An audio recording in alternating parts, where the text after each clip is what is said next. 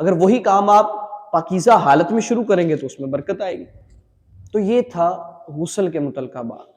اب آگے وضو پہ آ جاتے ہیں کہ 4 فرض قرآن پاک میں اللہ پاک نے بیان فرمایا، بسم اللہ الرحمن الرحیم، یا ایھا الذین آمنوا اذا قمتم الی الصلاۃ فاغسلوا وجوہکم، کہ جب بھی تم نماز کے لیے کھڑے ہو تو فاغسلوا وجوہکم، اپنے چہرے کو دھو لیا کرو، وایدیکم الی المرافق، اور اپنے ہاتھوں کو الی المرافق، کونیوں سمیت، پھر اپنے چوتھائی سر کا مسح کرو، پھر وارجلکم الی الکعبین، اور پھر اپنے پاؤں کو ٹخنوں سمیت۔ یہ ہو گئے 4 فرض۔ اب یہ 4 فرض ہیں، سنت طریقہ الگ ہے، جبکہ فرض جو 4 تھے وہ آپ کے سامنے میں نے رکھے ہیں۔ اب یہاں پر ہم سنت طریقے سے وضو کرتے ہیں، بہت اچھا طریقہ ہے جو نبی پاک صلی اللہ علیہ وسلم نے ہمیں سکھایا ہے، اس کے میڈیکلی بڑے فوائد ہیں، کئی دفعہ بیان کیے ہوں گے، آپ نے سنے بھی ہوں گے۔ لیکن یہاں پر کچھ چیزیں جو بیان کرنے والی ہیں کہ بعض اوقات ایسا ہوتا ہے ہم کسی جنازے پہ جاتے ہیں تو رش ہوتا ہے لوگوں کا، اور وضو کرنے کے لیے جگہ بہت کم ہوتی ہے، لوگ لائنوں میں بھی لگے ہوتے ہیں، وضو خانے پہ رش لگ جاتا ہے۔ اب وہاں پہ 2 حالتیں پیدا ہوتی ہیں، ایک تو ظاہر ہے جنازہ کسی نہ کسی نماز کے بعد ہوتا ہے، کوئی ظہر کے بعد پڑھاتا ہے، کوئی عصر کے بعد، اب رش ہونے کی وجہ سے نماز بھی نکلتی ہے، جنازہ بھی نکل سکتا ہے۔ تو اب وہاں پر آپ کیا کریں، نماز کی حد تک جو فرض نماز ہے اس میں آپ وضو کو تسلی سے کریں اپنا سنت کے مطابق، ٹھیک ہے، کوئی اور مجبوری ہو وہ الگ بات ہے۔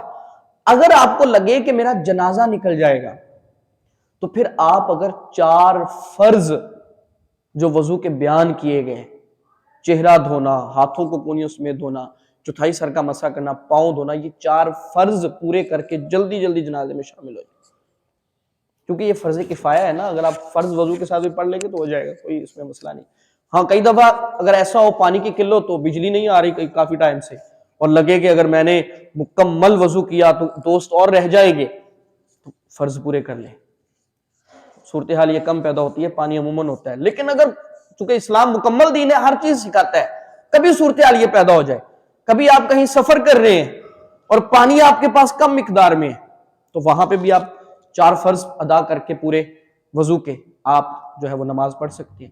کسی پیدل کسی ریگستانی سفر پر ہیں یا کوئی اور حالت ہے، تو ان حالتوں کے اندر آپ ان 4 فرضوں کے ساتھ جو میں نے آپ کو بتائے، چہرہ دھونا ہے یہاں سے لے کر یہاں تک اور یہاں سے لے کر یہاں تک، پھر آپ نے ہاتھ دھونے کونیوں سمیت، پھر آپ نے چوتھائی سر کا مسح کرنا، اور پھر پاؤں دھونے، اور پاؤں بھی میں نے جیسے بتایا ہے انگلیوں کے درمیان، ناخن کے نیچے، یہ وہ 4 جسم کے حصے کہ جن کا کوئی ایک بال برابر بھی خشک رہ گیا تو وضو نہیں ہوا، جیسے ادھر بال برابر خشک رہ گیا غسل نہیں ہوا، ادھر اگر بال برابر بھی خشک رہ گیا جو 4 اعضاء آپ کو بتایا تو وضو نہیں ہوگا۔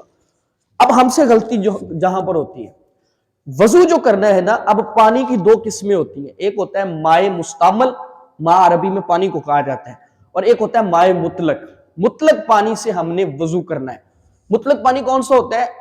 کہ وہ پانی کہ جو ابھی استعمال نہیں ہوا، ٹھیک ہے، اس پانی سے وضو کرنا ہے۔ اب جو 4 جسم کے حصے ہیں نا ہمارے، ان جسموں کے حصوں پر اگر کہیں پر وہ پانی لگ رہا ہے جو استعمال شدہ ہے تو وضو نہیں ہوگا۔ اب غلطی ہم کیا کرتے ہیں؟ وہ غلطی ہم اکثر و بیشتر، میں کہتا ہوں 80% لوگ وہ غلطی کر جاتے ہیں، اور وہ فرض وضو کا جو ایک فرض ہے اس کی ادائیگی نہیں ہو پاتی۔ وہ کہاں پر؟ وہ ہے مسح کے اندر۔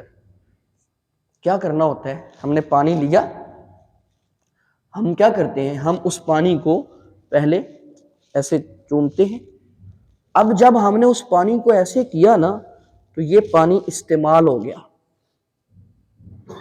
پانی استعمال ہو گیا، جبکہ مسح کرنا ہے اس پانی سے جو استعمال نہ ہوا ہو۔ اس پانی کو ڈائریکٹ بالوں تک لے کے جائیں، یہ بات یاد رکھیے گا، اس پانی کو ڈائریکٹ بالوں تک لے کے جائیں تاکہ اس پانی سے پہلے چوتھائی سر کا مسح ہو۔ اس کے بعد جو عقیدت اور محبت کا اظہار آپ ایسے کر رہے ہوتے ہیں، اس کی ضرورت بھی نہیں ہے، جو کر رہے ہوتے ہیں وہ بعد میں کریں، لیکن پہلے 4 فرض پورے کریں۔ یہ بہت ضروری بات تھی جو آپ تک پہنچانی لازم تھی۔ چوتھائی سر کا مسح کرنا وہ فرض ہے۔ اور اس میں وہ پانی استعمال نہیں کرنا جو پہلے سے استعمال ہو. جب ہم نے ایسے کیا تو وہ پانی استعمال ہو گیا. ہاں استعمال شدہ پانی ذکر کرنے کی ضرورت کیا تھی؟ ہمارے نل میں پانی آتا ہے تو وہ یقیناً اوپر سے آ رہا ہے ٹینکی سے، وہ تو استعمال شدہ نہیں. ضرورت یہ تھی کہ اگر کوئی شخص پہلے ہی وضو کی حالت میں ہے اور وہ چاہتا ہے کہ میں ثواب یا برکت کے لیے دوبارہ وضو کر لوں، وہ اگر استعمال شدہ پانی سے بھی وضو کر لے گا نا تو اس کا وضو ہو جائے گا. کیوں ہو جائے گا؟ کیونکہ وہ پہلے سے ہی وضو میں ہے، ثواب اس کو مل جائے گا، ثواب اس کو ضرور مل جائے گا. ویسے آج کل کے موسم میں کوئی دوسری بار وضو کرتا تو نہیں ہے جس طرح کی سردی پڑ رہی ہے، لیکن اگر کوئی کر لے گا تو اس کو ثواب ضرور ملے گا. ٹھیک ہے.